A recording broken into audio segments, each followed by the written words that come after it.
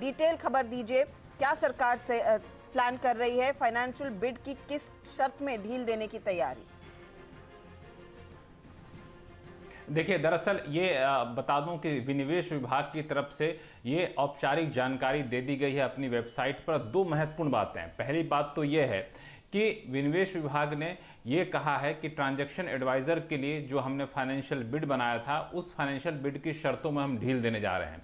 वो ढील दी जा रही है। वो ढील क्या है वो भी आपको बताऊंगा। दूसरी महत्वपूर्ण बात कि विनिवेश आईडी हेलो दोस्तों, अगर आप अपना पैसा शेयर मार्केट में इन्वेस्ट करके लाखों रुपए कमाना चाहते हैं तो आज ही आप स्टॉक के साथ जुड़कर अपना डीमैट अकाउंट आप बिल्कुल फ्री में ओपन कर सकते हैं, जहां पर आपका ब्रोकरेज चार्जेस बिल्कुल ना के बराबर लगता है। ब्रोकरेज लगता है तो सिर्फ इंट्राडे ट्रेड में, वह भी सिर्फ 20 रुपए। तो आज ही आप स्टॉक के साथ में जुड़ सकते हैं। लिंक डिस्क्रिप्शन में है, क्लिक करें और अकाउंट ओपन कराएं। एसबीआई बैंक में हिस्सेदारी बेचने के लिए जो कई तरह के सरकार मंगाती है कि आपको कोई कंफ्यूजन है, कोई सवाल है तो आप हमें भेजिए, तो उन सारे सवालों पर सफाई विनिवेश विभाग ने दी है। उसमें भी कोई महत्वपूर्ण सफाई है, वो भी आपको बताऊंगा। लेकिन सबसे पहले आरएफपी की शर्तों में जो ढील दी गई है वो आपको बता दूं। आरएफपी की शर्तों में महत्वपूर्ण ढील देते हुए कहा गया है कि जो भी ट्रांजैक्शन एडवाइजर नियुक्त होंगे उनके लिए जो परफॉर्मेंस बैंक गारंटी फी होती है वो पहले था 10% लिया जाएगा।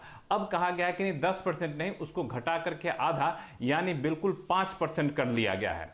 दूसरी जो महत्वपूर्ण ढील दी गई वो ये है कि बीडर शॉर्टलिस्ट जैसे ही हो जाएंगे तो उनकी फी का 25% दे दिया जाएगा और फिर ट्रांजैक्शन होने के बाद बाकी 75% दिया जाएगा।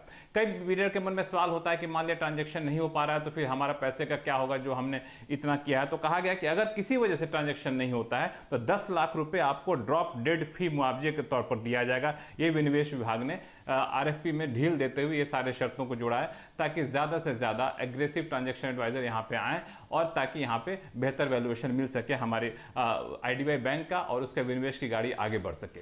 दूसरा जो पहलू है वो ये है कि विनिवेश विभाग ने आईडीबीआई बैंक के स्ट्रेटेजिक सेल पर कई सारे सवाल आए थे, उनका जवाब दिया है। उन जवाबों में सबसे महत्वपूर्ण बात यह है कि विनिवेश विभाग ने औपचारिक तौर पर कहा है कि cabinet committee on economic affairs यानी सीसीए ने आईडीबीआई बैंक में 100% हिस्सेदारी बेचने को मंजूरी दी है और ये हिस्सेदारी 100% बेची जाएगी और साथ ही साथ इसमें मैनेजमेंट कंट्रोल ही बेचा जाएगा, ट्रांसफर किया जाएगा। दूसरी महत्वपूर्ण बात, विनिवेश विभाग ने औपचारिक तौर से कहा है कि आईडीबीआई बैंक में हिस्सेदारी सिर्फ सरकार नहीं बेचेगी बल्कि एलआईसी भी बेचेगी।